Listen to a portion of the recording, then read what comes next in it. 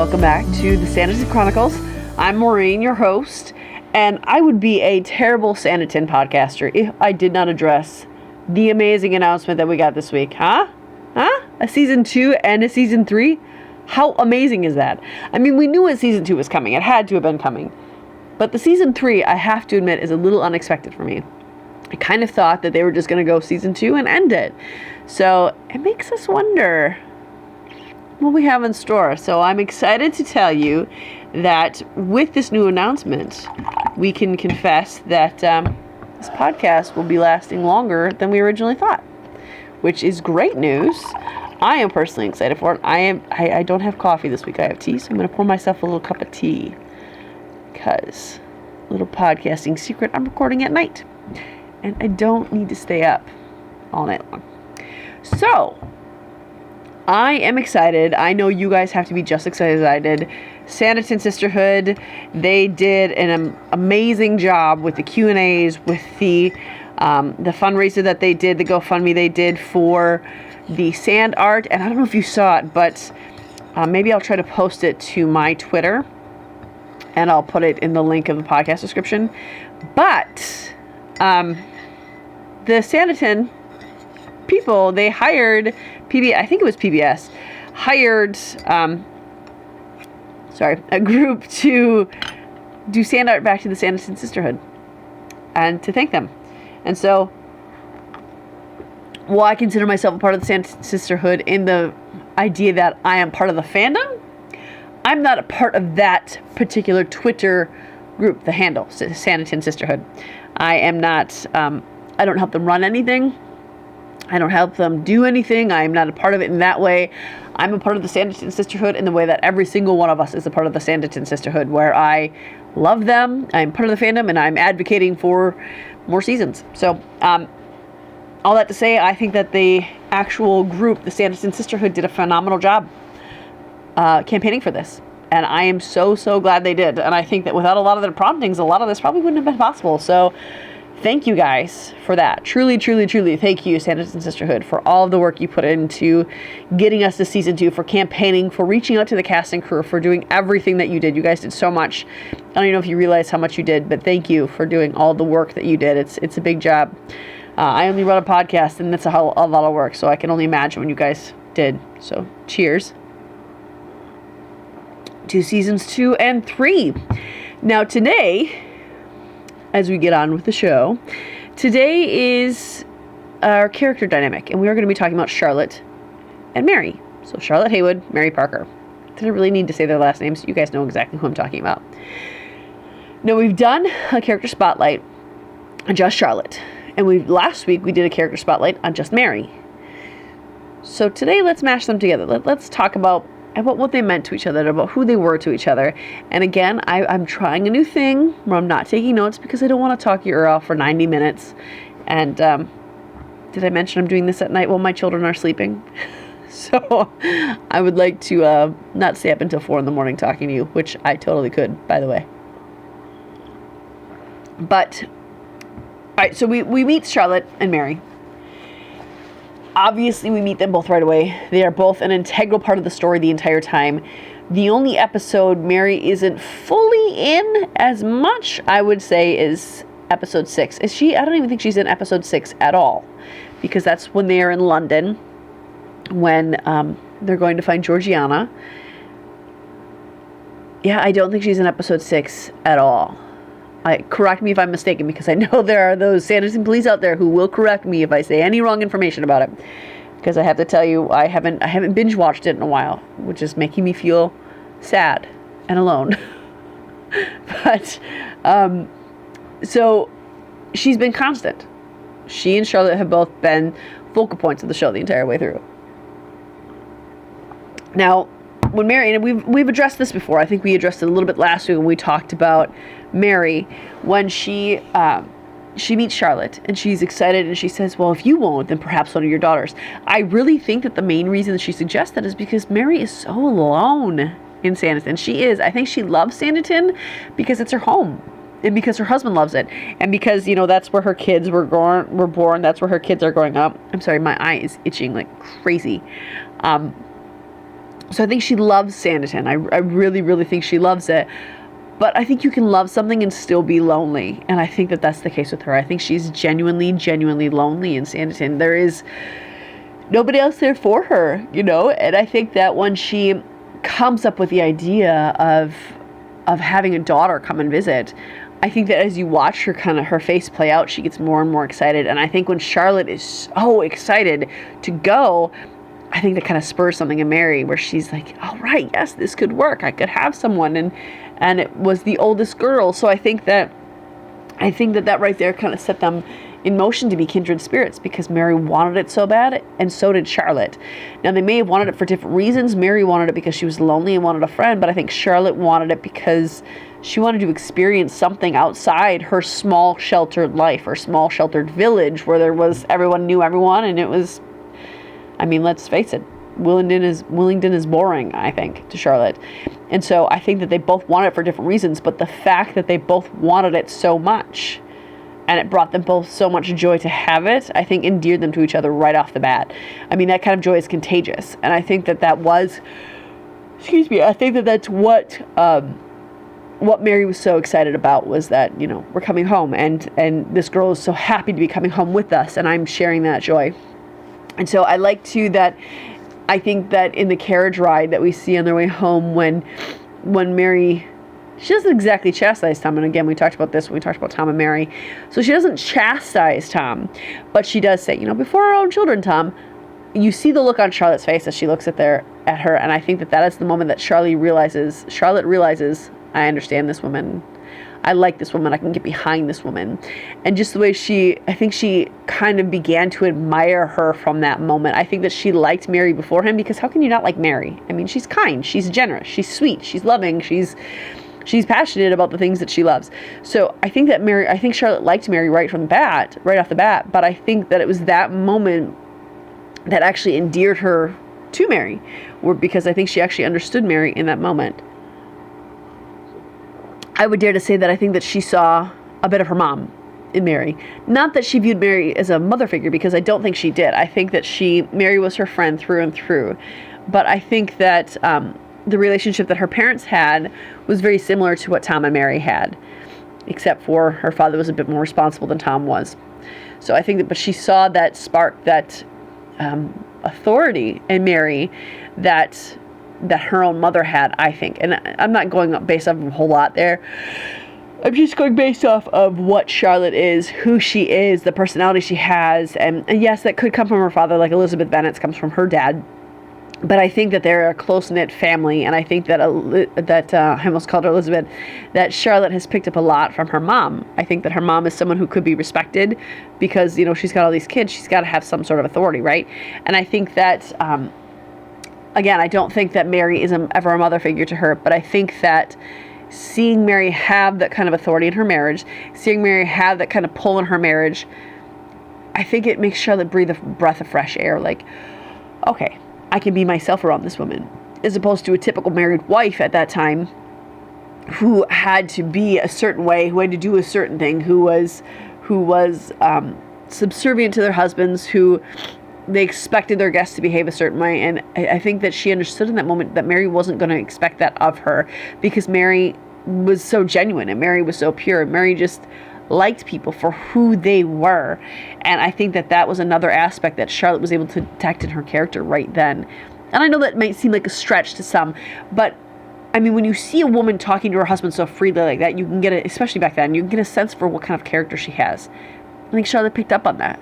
And I think so right in that moment, I mean, Charlotte would have been friendly with her no matter what, but I think that there was a certainty in Charlotte put out in that moment of, okay, this is who Mary is. This is who I'm going to get to be around Mary. And I think that she realized that Mary is not going to stop her from being adventurous. Mary's not going to stop her from experiencing things, because Charlotte is a wholly good person. So there was nothing that she would have had to be afraid of. There was nothing that Mary would have had to stop her from doing, and Charlotte knew that and understood that. And I think that Mary was determined to like Charlotte. I think that Mary was determined to believe that Charlotte was just going to be good. Because I think that's Mary's first inclination, is to believe the best in people and to be for people. Because we talked last week, remember, about how all life matters to her and that everyone is important. And I think that she sees that in Charlotte right away. I think that's a fair assessment. And then we see when they get there, I think that it's moving of Mary to not draw too close of a correlation between how Charlotte has grown up and how she lives. Because even when Charlotte says, I've never had my own room before, Mary just smiles and walks out. She's not like, oh, you never had? That's shocking. Or, oh, I'm so sorry you never have. She doesn't draw attention to it because she knows that's not the intent behind what Charlotte is saying. I think that it's such a phenomenal relationship in that I think they truly understood each other from a very early age in their relationship. I think they really did. And I think that Mary somehow grasped that Charlotte wasn't saying this so that Mary could either feel pity for her or shame her. That Charlotte was just saying it like, oh, this is a fact. I don't feel bad about it. You shouldn't feel bad about it. This is just a fact, and I'm excited. And I think that Mary was glad to have been able to give her an experience that she's never had before. I think that Mary wanted to provide that source for Charlotte because she liked Charlotte right away.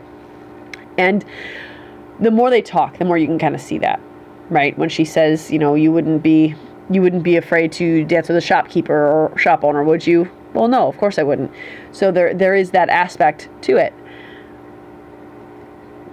And the more they talked, the more they understood each other, the more Charlotte was who Charlotte was, the more Mary could also breathe easy and say, you know what, this girl's just like me. She's going to get along here just fine, and we're going to get along fine, and that's going to be great. So I think that that's what cemented their relationship in the beginning, is that they both had the joy and the exuberance to go to Sanditon and to be together there. And I think that they're both a lot alike, that they both value experience and they both value other people. And I think that what Mary sees a lot in Sanditon is people like Lady Denham, who doesn't necessarily value all life, or at least if she doesn't value all life, I would say that she at least puts a price on all life. Some can be acceptably disposed of because they aren't worth as much as someone else. When the one who has the most amount of money should be the one protected the most, and that's Lady Denham's perspective. And it's kind of crazy that she thinks that way. I know I'm veering off topic a little bit, but I think it's a little crazy she thinks that way because, Lady Denham was poor. She even said he couldn't have afforded to marry me when she talked about her first guy. So that's a little aside, but that's who Lady Denham is. And then she's got Tom, who is so consumed with this town. And then she has Edward, who is, he's Edward and has no interest in Mary because she's married and off limits, and I don't think is scandalous enough to pique his interest. And then you have Esther, who is just consumed with surviving.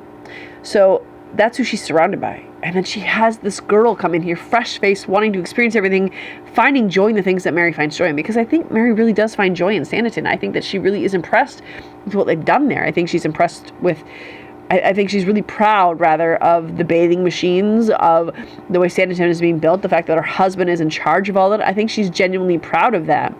I think that she genuinely sees that and says, this is a feat that I appreciate. This is a feat that I'm able to brag about. And there's not many other people in the town other than Tom who would side with her on that. Esther's sad she came to Sanditon. Edward just cares about himself and his money. Lady Denham wants to build Sanditon up, but she's never satisfied. But Mary loves Sanditon as it is. Even she wants it to grow, she wants it to prosper, she wants it to get better. But she loves the process of it because it's like she's birthing this town with her husband. And the fact that upon arriving, I love that scene when Charlotte first gets out of the carriage and she's fresh-faced up at the sky and like, wow, look at all this stuff. I think that Mary giving her that indulgent smile as she gets out of the carriage is telling of how Mary feels about the town and how she would prefer everyone else to feel about the town. Because I think that that's really Mary's MO, right? And right off the bat, she wants to protect her. This girl's her friend, but she's also her responsibility. So while Charlotte doesn't view Charlotte as a mother figure, I think Mary, did I say that right? Charlotte doesn't view Mary as a mother figure. I think Mary felt as a mother, I think she kind of felt the responsibility to step into that role at least a little bit. Maybe not to the extent that she would with her own children, but I think she felt a certain amount of responsibility and protection over Charlotte, that she needed accountability. And so I think that there was that aspect to the relationship. And I think that when they go to the dance and she buys her those shoes, I think that's just a really sweet thing. I think that her saying it the way she did was an expression of I mean, obviously Mary knew that Charlotte couldn't have afforded those shoes. Obviously she knew that that Charlotte could have used new dance shoes, because in Willingdon they don't have balls like this. So Mary was being really considerate and phrasing it the way she is, and Mary's considerate about most things that she says, right? So she's phrasing this in a sweet, kind way that is not, it's not putting pressure on Charlotte. It's not saying, oh, you can't afford these, let me take care of it for you. And it's not in her face about it. It's just, I want to bless you with this gift. And I think Mary is really kind to look at it that way, because though Charlotte, she doesn't come from wealth necessarily. We've talked about this before. She doesn't come from wealth, but she is a gentleman's daughter. Even so, she doesn't have a lot of money. I mean, she has 12 siblings. So, I mean, that's a lot to deal with. That's a lot of mouths to feed. That's a lot of money that you have to spend to clothe and feed and have the supplies to take care of. So I think that that Mary understood that even given that and the size of the town, there wouldn't have been much occasion for her to have anything that's that fancy. It wouldn't have been a necessity. So why would she have something that she didn't need, right? If she's got a family that size that doesn't come from the wealth that Mary comes from, there's not really a need for it. So she was nice enough to buy those for her, knowing that. Nice enough buying those for her with that ideology that I just want to bless my friend. I just want her to have something nice. I want her to be at the standard of everyone else and not feel singled out or anything like that.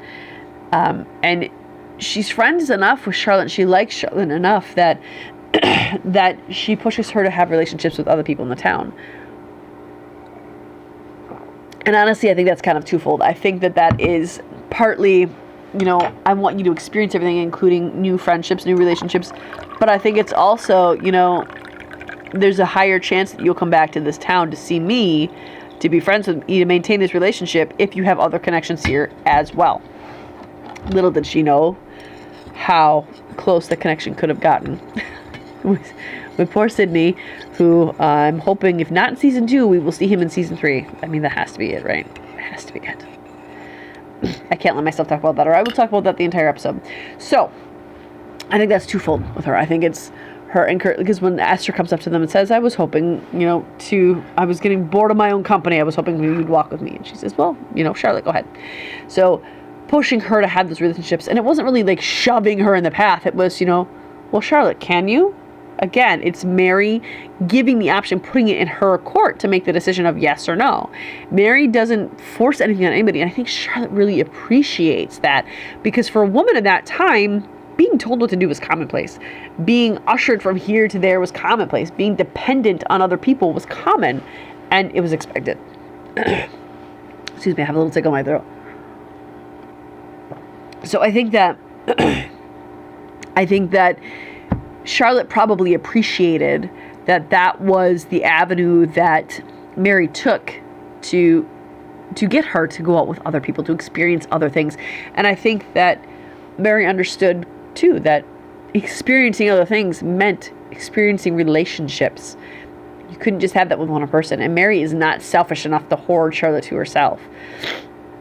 Even when they go to the park, to Lady Denham's house, to the park around her house, she pushes her to go find the deer, to go off on her own. Now, I think that scene is a little bizarre, how it's shot, of why didn't Mary go with her? Why did Mary walk in a different direction, but then also come back to meet her so they could walk together? I don't know, that was a weirdly shot thing. I would love to hear the ideology behind filming that particular scene. But then when we see her, when we see them walking along the cliff and they meet Sydney, she tries to sort of protect her. At least protect her opinion of Sydney, right? But she's telling her all the things of the town, so she's aware, so she's not caught off guard by anything. But she's also talking about how after Sydney meets her and she says, he can be harsh with people like he was with you just then. She's acknowledging to Charlotte that, yes, I know he was harsh with you, and I'm validating that he was harsh with you. I'm saying that, I noticed that, I saw that.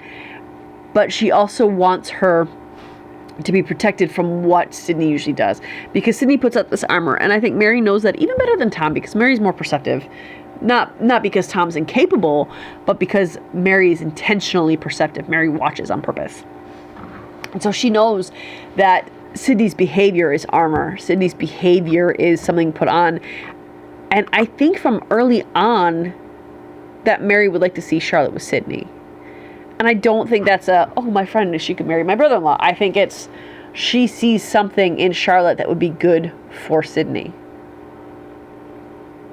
I mean, we find that to be true, right? So I think Mary is, just as we've talked about before, Mary is a good perceptive character who has a pretty good judgment of character in others. And so I think she rightly sees that Sydney and Charlotte could be beneficial to each other.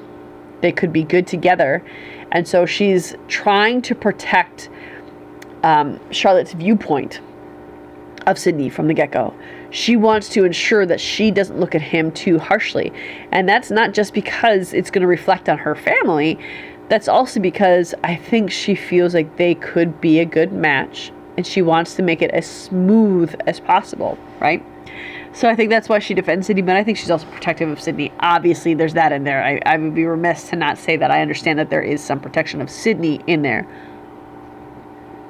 But I think the protection of Sydney also goes towards ensuring he finds someone to love, because that is why he has such a hard exterior, right? That's why he has all this armor on, because he's been wounded in love, because he's had a bruising experience, as Mary puts it. And I think that the reason he comes out of that, the reason he becomes a better man, not a changed man, because Sydney is good in essentials. He has all the things that really matter, except for he has a gruff exterior. I think that Mary understands what could actually make Sydney happy, because what Sydney really wants is to be happy. What Sydney really wants, and he confesses this to Tom, is a wife and a family and someone to care for and care for him.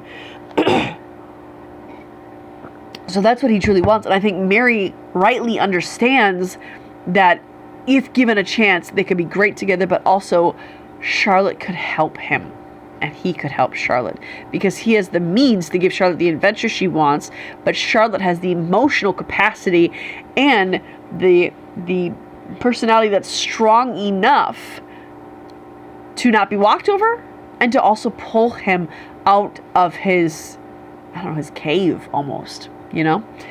So we also see, I skipped over a little bit when she first arrives and Lady Denham is harassing her. Mary immediately sticks up for her, right? When she's, of course you came in here to get married.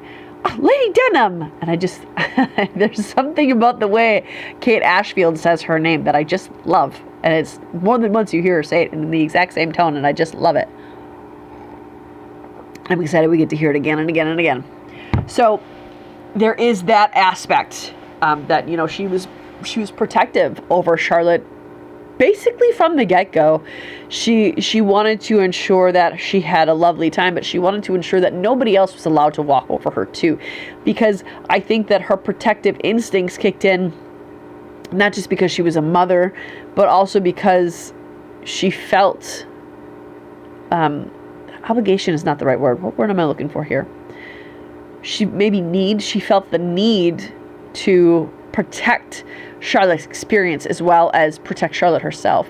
And so she wanted to ensure that no one thought it was okay to speak down to Charlotte, to degrade her, to interrogate her in an offensive manner. She wanted to make sure that she protected her.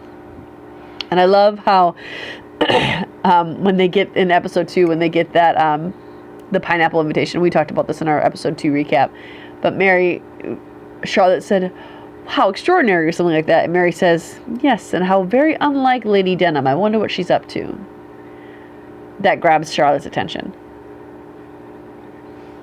because I think Charlotte rightly gives credence to what Mary says to her, and I think that their connection is bonded enough that she does look to Mary as a source of strength, and I think she looks to Mary as a source of right information, if that is a eloquent enough phrase. So I think that when we see that, it's such a refreshing thing, because their relationship is so pure, and the only thing that they have to get out of it that's selfish is a friend. But I mean, when you have a true, genuine friend, it's a mutually exclusive thing. It doesn't just benefit one person, or it's not a real friendship, right? So what they wanted from each other was to benefit each other. So it was a completely true, and it was a completely selfless friendship, and really pure friendship from the beginning. And as it goes on, we see that, Mary encourages Charlotte to step out of her comfort zone. When Charlotte goes to play cricket, Mary encourages that. When Charlotte wants to go to London, Mary protects her from that and says, no, you can't, because there's no one you can rely on. You can't rely on yourself. I'm responsible for you. It's the only time we really see Mary be stern with her. And I think that the way that Mary felt she had to act with Charlotte in that moment, it was almost like she felt she was letting Charlotte down a little bit, because afterwards she kind of puts her hand on her forehead and she sighs heavily, and Charlotte walks away. So I think part of that, she's distressed because of what happened with her and Tom, but I think part of it too is that she did not want to deny Charlotte those things, because her and Charlotte are very, very similar. She understood the reasonings behind Charlotte wanting to go there. She would have wanted to do the same thing in Charlotte's place, because they are very similar. But I think that to deny her the opportunity to help and save her friend, I think Mary understood what that would have done to Charlotte if she would have stayed. And of course, in that moment, we have to go on, Mary thinks she's going to stay because Mary said no. So I think Mary was also a little down because she understood what it meant to Charlotte to stay behind and not go help save her friend, because all life matters to Charlotte as well. And I think that that's one thing that we can see among others. I think it's one thing among others that we can see their similarities, and that there isn't anyone that they don't value. There isn't anyone that they don't see as insignificant. Like Lady Denham, if you don't have a high enough price, well, then you're not important enough. You're not a high enough priority. Charlotte and Mary, they throw wealth out the window. It's not as important a feature to them. They have their needs taken care of. They have their needs met as they are. They don't need more than that, because they are generally happy people, and they look to find happy things rather than looking to find fault, which happens to be, the people around them, except for Tom, finds glory in everything Sanditon related, whether it's there or not, whether it's accurate or not. Even James Stringer, he has more to find negative than anyone else, I would think, justly. But that's something that they can, it's easy to be in each other's presence, because they both value the same things, and what they value are really the only real important things. They don't value things that can't come with you. They don't value things that have no lasting impact. They don't value, they understand the importance and necessity of money, certainly, but that's not what they seek. They aren't obsessed with money in the way that Edward is. They understand the need for it. They understand the practicality of it. They would like to have it, I'm sure. But it's not what their whole goal is and what they're about. The important things that they care about are people and family. And I think by the end, I think it's safe to say that Mary and Charlotte viewed each other as family. I think that's why it was so hard for Mary to say goodbye to Charlotte and for Charlotte to leave. Yes, Charlotte liked the children. Yes, Charlotte was leaving brokenhearted. But who Charlotte was really leaving was Mary. We don't even really see her say goodbye to Georgiana. I think that she was sad to leave Georgiana. I think it's justifiable that we don't see them say goodbye, because, that's Sydney's ward, and it was probably painful for her to go see her. But I don't think Charlotte would have abandoned Georgiana. But I think it's telling that they don't show us that goodbye. I think that they show us the tearful goodbye between Mary and Charlotte shows an understanding and a telling to the audience that this is a lasting relationship. This is a good relationship. And this is a relationship that is more than friendship. It's family. I really think that's why they have that in there. And when Charlotte and Mary are together, it's an interesting dynamic, because we see Charlotte with Georgiana, like that's dissected a lot, right? We see her with Sydney, that's obviously dissected at every turn. We even see her with Tom and how she has that effect on Tom. But because Mary and Charlotte are so similar, they don't really have an effect on each other. So there's not really a lot to dissect there. But what they do have an ease in each other's company. They have a peace in each other's company. And I think that is not examined enough when you talk about Sanditon, because Sanditon is bustling with activity, right? It's constantly building up. There's things that are happening behind the scenes that are not good, that are dangerous. There's Stringer who's falling and hurting himself. There's men who aren't getting paid. There's the head of the town who is mismanaging funds or running out of funds, certainly, or just making choices outside of his budget. And it's chaotic and it's stressful, and we see all this happening all the time. And we see the things with Georgiana, her being abducted and her being wrought with frustration and sadness. And then we see Sydney, who's brooding and wanting to protect and failing. So there's all these things that are chaotic, right? All these things that are messy, all these things that are active and constantly in motion, right? And then we see Mary and Charlotte together, and it's like the waters have stilled. It's very peaceful. It's very welcoming. It's very melodic, I would say. I think that's the perfect word to describe them. I think they have a melodic friendship. I think that, man, this tickle in my throat will not leave. I just did another podcast before this one that was a little over an hour and a half, so I'm talking a lot tonight. I'm getting my money's worth tonight. But I think that melodic is the perfect way to describe their friendship, because they work together in harmony so well. Even when they're on the beach. And Charlotte knows exactly what to say to Mary. She knows exactly what Mary didn't say, "Oh, I wish Tom would be here. Oh, I just miss my husband so much." She didn't say that because, one, that's not Mary's MO. But she didn't need to say it to Charlotte. Charlotte is not stupid. Charlotte pays attention. And Charlotte is an observer in the same way that Mary is. I mean, we talked last week, right, about how Mary started watching. And she, especially when she knew that Tom was not being honest with her. I'm really sorry I have to keep taking so many drinks. I'm trying to not cough into the microphone, so I have to keep drinking to calm my throat.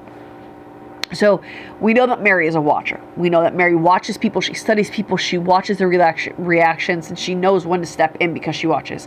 Charlotte does the same thing. Even at the lunch, at the pineapple luncheon, when she's sitting across from Georgiana, and you see how she's watching her, you see how she's looking at her, and it's very quizzical, but she's not looking at her because she's an object or something to be gawked at. She's looking at her because she's trying to figure her out, right? She's trying to catch the tone of her emotions, the tone of her voice, the tone of everything that she's doing. And so she does the same thing with Mary. Mary also does it with Charlotte. So when they're walking along the beach, she starts off by saying, "Oh my goodness." She doesn't start off saying, "Oh my goodness," but my throat is just so scratchy. She starts off by saying, I'm sorry Mr. Parker couldn't join us." I have to tell you, every time she says that, I'm like, "Oh, Sydney? Oh, wait, no, it's Tom." But she says that to her, and without missing a beat, Mary doesn't go into, "Oh, woe is me." Mary doesn't go into how she's so sad and she has it so bad. She doesn't go into any of that. But what Mary does is she begins to calmly and rationally explain the situation and why she feels the way she does. And she tries again to justify what Tom's doing. Not justify as in make excuses, but justify as in it makes sense that he's reacting this way because this is what he's been dealing with. This is how he feels about the town. My kids laugh at my massive 64-ounce water bottle. I unfortunately didn't bring my smaller one down here tonight. But there's that ease there. It's just, they work in tandem so well. And when Charlotte tries to comfort Mary, Mary receives it, but not because of the nature of who they both are. Mary doesn't receive it and continue to take. Mary acknowledges it, she receives it, and then she begins to kind of dive into what's happening and why, and then lets it go. So it's their relationship is very give and take. It's not, Mary doesn't constantly take, and Charlotte doesn't either. They both have something to offer the other, and they both want to offer it to the other. And that's what a real lasting friendship is. That's what a real lasting friendship does. And that's what certainly a grown-up friendship looks like. I don't know about you, but when I was a kid, I wasn't so concerned with just giving to my friends all the time. I mean, yes, I liked giving them things. Yes, I did give them things, but my main concern wasn't always how can I help you? How can I make you better? How can I comfort you? It was, hey, what's the next fun thing we can do? Right, as kids. So the sign of a true, mature, and adult friendship is something that is mutually beneficial, something that is looking out for each other, something that is you're both giving and you're both taking. That is a healthy adult relationship, and it just shows the maturity of Charlotte. She had never been outside Willingdon, really, but she still had the maturity of someone who had experienced a lot of life without actually experiencing it. Or maybe it's because she didn't experience it that she was like that. But I think Mary really connected with that part of her. Charlotte was a very strong person. It's partly because of how she was raised. It's partly because that's just who she is. But Charlotte, I think her just being there with Mary, I think gave her a source of strength when she really needed it the most. And obviously Mary didn't know she was going to need this. Mary could probably feel her husband slipping a little bit when they met, right? Because, I mean, Tom had been mismanaging funds I don't know if Tom is actually mismanaging funds or if he's just buying materials he can't afford because he wants to make sure it looks so great that the funds are running out. Which I guess is a mismanagement of funds. I mean, you're buying things you can't afford. That's a mismanagement. Either way, when Mary and Charlotte meet, there are drifting a little bit in between Tom and Mary. You have to assume. So Charlotte coming when she did gives Mary that source of strength. And on top of that, I mean, Charlotte did so much for that town. She did so much for Tom. She did so much in the way of encouraging and altering and calming Tom and refocusing Tom that it took the burden off of Mary a little bit. It lightened Mary's load. And Charlotte was happy to do it because her father, like she even says when she's talking with James Stringer, I've been trying to convince my father. So her dad doesn't always listen to her ideas. Tom was very quick to listen to what she said, right? So that's what I mean by melodic, because Mary has been doing this for so long on her own, and as Tom began to shut her out more and more and more, she's shouldering more of this burden silently. And Charlotte comes along and helps relieve some of that with her without even communication between the two of them. It's not like Mary pulled her aside at any point in time that we see anyway and saying, you know what, I really wish I didn't have to do this. I really wish that Tom had an assistant to do this. I really wish this. Mary didn't do that. But Charlotte was adept enough and selfless enough to see when other people needed help. And that's also what Mary does. But Mary, I think, was drowning a little bit with Tom. So I think that also solidified the relationship, that Charlotte knew that Mary needed help, that Charlotte understood that Mary needed a partner who wasn't going to be manic and hide things from her, or wasn't going to be so in his own world, so involved. Charlotte and Mary were equally about other people. Tom was just about his own world, about his own town, about protecting their assets. I mean, we understand why, but it couldn't have been easy for Mary knowing that was why, right? So we see Charlotte come in, and we see Charlotte help relieve that burden without even really knowing that's what she was doing.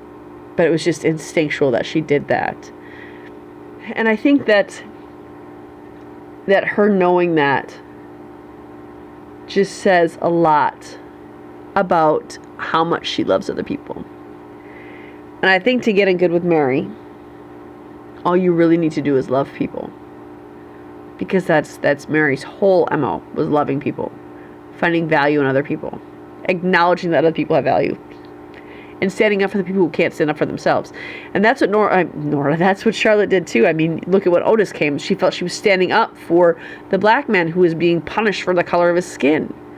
She stood firm on that ground because she saw an injustice, and she was not going to let injustice pass.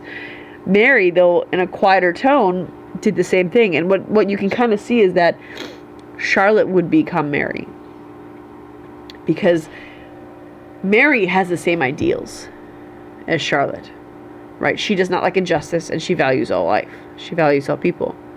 But her calmer response of just calling attention, like, Lady Denham, It wasn't an outright shouting match in the street, but it was calling attention to the injustice without having anyone feel shame and condemnation, because Mary never condemned anybody.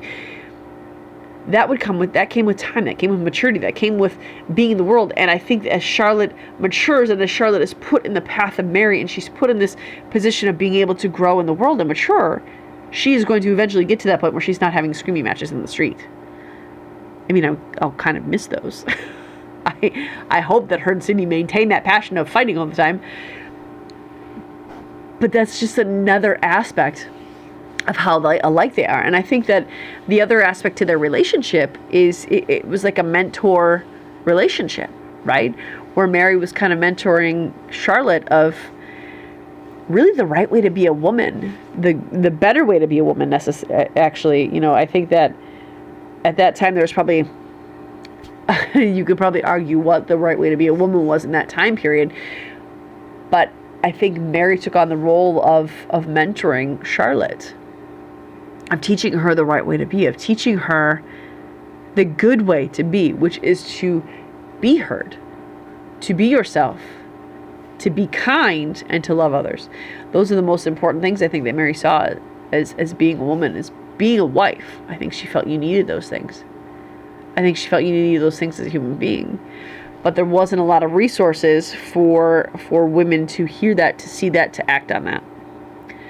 And so I think that on top of all the ways that they are alike, on top of it being a mentor relationship, on top of it being a family relationship, which is what I think it became, I think that they truly made each other better.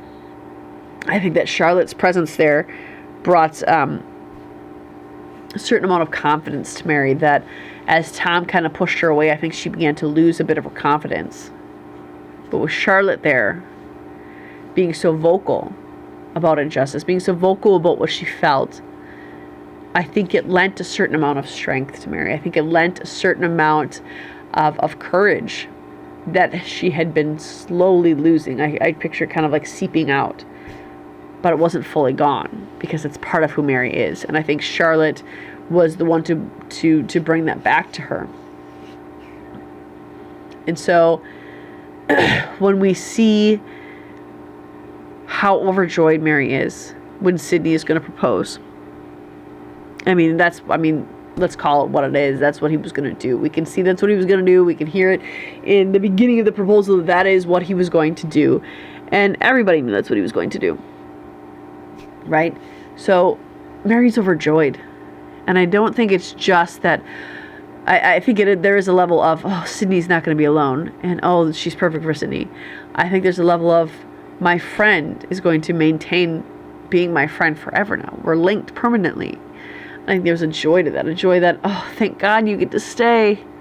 Thank God that you were going to be a part of my life permanently. I think there was a level of that there. And it always confuses me when I watch her stop Sydney's progression. Obviously, it was for cinematic effect. And obviously, it's just a fiction show. But Mary, why did you have to stop Sydney on his way to Charlotte? They could have danced together. Could what you have said, you saying, Sydney, you're happy that I've seen you in a long time, that couldn't have waited until the end of the dance? Like, really, Mary? So, as overjoyed as she is, I want to know the rest of what she said to Sydney. Was she saying, I'm glad to see you're happier than you've been in a long time, but don't hurt her. This is my friend. Don't destroy that relationship for me or for you. Or was she saying, don't be so quick to come to assumptions about her? Like, I want to know what she said there, because I know that whatever it was had to be a selfless request. Whether it was protection of Charlotte or protection of Sydney, it was a selfless request, because that's just who Mary is. But don't you want to know what it was? Because she talks to him longer than just saying, Sydney, you're happier than I've seen you in a long time. And him saying, well, yes. Like, she continues to talk to him after that. So I want to know what she says there. And I think that when Sydney came back and said, I'm engaged to Eliza, I think that Mary was truly conflicted over what that meant for her friend and for her. Because Charlotte couldn't bring them that financial security. Charlotte could not fix that problem. There was only one that she saw as being able to fix the problem. Of course, there was Lord Babington and Lady Susan and the Prince Regent. But at that moment, they didn't see them as options for whatever reason. And so she was genuinely excited that her kids were going to be okay. Her family was going to be okay. But I think there was a real sadness over what that meant to Charlotte. And I have tried to pause it on her face so many times right there, but she's just out of frame. Her face is just out of frame that I can't see her expression when she stops hugging Sydney. And it's I feel for Mary there. Because one, she doesn't have any options because they're men. They're going to do what they're going to do. But I mean, her choices were be upset and convince him to not save my family and let my kids go to the poorhouse so that my friend can be happy and my brother-in-law can be happy, or protect my children. I mean, it's a no-brainer for me.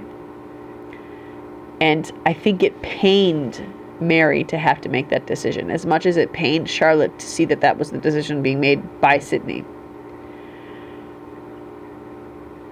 I had in my head a second ago of something else that I wanted to talk about, but I missed. Now I had to think about all the episodes again. So there was, when they first met was episode 1. The pineapple lunch was episode 2. Episode 3 was Stringer's accident and Mary watching that. Oh, even with Dr. Fuchs, when they went to Lady Dunham's, they shared these private jokes, right? When he would fawn over Mary, her and Charlotte would kind of share a look. And in the deleted scene, when they go to Lady Denham's house, they share a joke about all the pictures that are on the wall, of how it's kind of self-promoting of Lady Denham. And even the comments she makes, like when they're going to see Dr. Fuchs, and Charlotte says, I think it's grown in size since I was last here. So there's a certain level of ease between them that's there. And they both have a sense of humor. They're both delightful people to be around. And it does break my heart. Like, I was sad. Obviously, I was sad to see the look on Charlotte's face and the look on Sydney's face when they finally ended those credits in the most horrible way that you possibly could end a show. That was a horrible final image of Sanditon. And I need season 2 and season 3 to come quick so I can get that image out of my head as the ending. So you're going to notice a bit of a different video quality here. You're going to notice a bigger shine on my glasses. So the camera I record podcast with the battery died. So I'm going to finish on here on my webcam. I think that to sum up Charlotte and Mary's relationship, I think it's two people who get along really well because they're similar. I think it's two people who love each other as family pretty instantly because there is that connection that's made right there. They both are overjoyed to be going to where they're going because they get to experience with each other. And I don't think Charlotte wants to be alone. I think that Charlotte wants to have that sort of relationship. I don't think she gets that. I think she's got sisters and brothers and a mom and a dad. And that's really all of her relationships right there in a nutshell.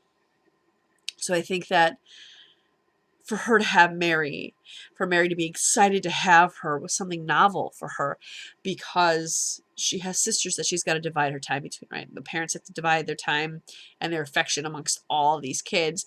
And Charlotte doesn't really get that one-on-one interaction, that one-on-one time, right? And Mary's able to give that to her because Mary also doesn't get that one-on-one time and is craving that in a friendship.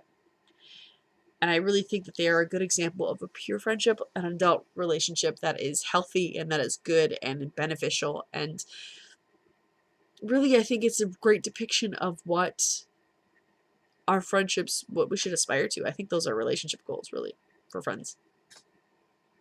I wish I had, I do have friends like that. I have some friends who listen to this podcast too. So I'm aware that I have friends like that. But I just think that it is such a sweet thing to have where you are that close-knit with someone and you can be that much a part of someone's life for even that short of time and still feel that connected with them. I think that they're two women who are unafraid of being who they are. I think that they're two women who, while they might second guess themselves And while they may understand that they make mistakes, they're certain of themselves. They're certain of who they are, at least. They're certain of what's right and what's wrong. They're certain of justice, and they're certain of morality. And those two things together, I think, have really allowed them to bond in a really beautiful way. And I think that scene is heartbreaking in the end when Mary says, you know, I this is not what you hoped it would be, and I know it's not, and I'm sorry it's not. I hope that even so you don't regret coming here. And I think that is twofold. I think it's, I hope you don't regret that you know your heart was broken by Sydney not marrying you, but I think it was also, I hope you don't regret your relationship with me. I hope you don't regret my friendship. I hope you don't regret that because I think Mary felt personally responsible, at least a little bit, for what happened to Charlotte and what happened to Sydney. It was her husband, her family that screwed it up. Ooh, I got the chills right there. That was fun for you to see. It's really cold in this room. Like I have a blanket around my waist and I'm struggling to like wrap it around my shoulders. But I think that Mary was really worried that Charlotte would regret her, would regret knowing her, would regret even cultivating that relationship. And I think that her relationship with Charlotte, I think Mary's relationship with Charlotte was so important to Mary. I think it was so vital to her remaining who she was. And I think the same is true of Charlotte. I think that Mary was very important to Charlotte. I think the only other relationship that was more important to Charlotte was hers with Sydney. And I think that when they said goodbye, that was almost just as heartbreaking. So I think season 2, and oh my gosh, I can say that now. In season 2, I have to tell you that there was, as I've reached out to agents and cast members and crew, I've been given a lot of hints. And I've gotten some people that have outright said, oh, they're going to be filming season 2, and I couldn't say anything. But now I can, because it's officially announced. So I think in season 2, we will see Charlotte coming back. Obviously, Charlotte's got to come back to Sanditon because it's Sanditon, and it's about Charlotte. So, I mean, that's a no-brainer, right? Charlotte's coming back. But I think it'll be nice to see how Mary makes this up to her, because I don't think Mary is gonna let this stand. I think she's gonna see how miserable Sydney is, and I think she's gonna see how sad her friend is, and I think Charlotte has become so important to her that she's family, and I think that Charlotte is going to be someone who she wants to protect. So I'm looking forward to what they have in store for them. I'm looking forward to what's coming. I'm looking forward to how we can see them altered, and how we can see them better for each other, and how we can see them really be there and be available for each other, and how Mary is going to, I really think she's going to be a part of turning the tide for Charlotte and Sydney, a part of their happily ever after. I think that, and honestly, I think that Charlotte is going to help bring that about for Mary. Obviously, Mary's married and she's got kids, and that is her lot, but I think that Charlotte being back in Sanditon is going to give Mary a little bit more to solidify her happiness, that she's confident and comfortable fully in her own skin again. I think that there's probably going to be some second guessing of Mary for not putting her foot down and saying, no, Sydney, you can't marry Eliza, you're in love with Charlotte. I think that Mary is probably going to feel some guilt over that. And I think it's going to take Charlotte coming back to kind of smooth that out for her. So what do you guys think? Do you guys think that I'm off? Do you think I'm accurate? Do you think that I talked too much, that I rambled on in circles and I didn't make any sense? Which is very possible. It's late at night here. But I really do want to know what you think. You are fans of the show. You are devoted as I am devoted. You have just as much input and say as I do, and I really, really am interested in what you think. I'm really interested in if you think I've hit the mark or missed the mark. And if you don't want to be a part of the podcast, reach out to us on our Facebook group. We have a Facebook group called the Sanditon Chronicles, Sanditon Family Fan Club. That link will be in the podcast description. Check us out over there. I always put links to the podcast in there. Let us know on the link, if you thought it was okay, worth it, not worth it. If you agreed, if you disagreed, whatever your feelings are on these podcasts, let us know. And we do have, we have our next podcast scheduled out through a year. I figure that's pretty safe because I don't think we'll see a Sanditon 2, at least not stateside. I don't know when it'll come out in the UK. If they're filming this summer, Stateside might get it probably in March or May, I think. I think it'll come out in the UK in January, and we get it, 5 months, 6 months later? I don't know. But I figure a year out is a pretty good shot to not overlap with the new series. So we do have our episodes scheduled. We have topics, and the way I do it is I schedule out the episodes and I say what we're going to talk about on each episode out through a year. I have it out just for the week past our 1 year anniversary. And we have a lot of those slots open. I think that a lot of people were nervous to take on too many, but I love talking with people. I love co-hosts, and you've all seen how I can ramble when I'm by myself. You all see how I can talk forever and ever and ever and ever and ever and never stop. It takes me like 17 minutes to get through a goodbye. So we really, really want you on here. And now that there's a Sanditon 2, there's more excitement that you can have instead of being sad that, it ended the way it ended. Now we can have hope. So let's discuss it. Let's get together. Let's have some hope. Let's have some conversation together and reach out to us. You can reach out on our Facebook group or at our email, the.sanditonchronicles@gmail.com, and say, hey, I want to do a podcast. And I have run into a few situations where people are like, hey, we want to do a podcast with you. We want to be on there. And I will give them information that I get nothing back. So if that's you, keep communicating with me and keep reaching back out, and because I got to keep trucking. I have to keep going through these episodes, but I would really like you to be a part of it. I'd like you to have your choice of which episode you'd like to be on. So reach out to us there. You can find me on Twitter at Mojito, Moheeto. Again, these will all be in the podcast description.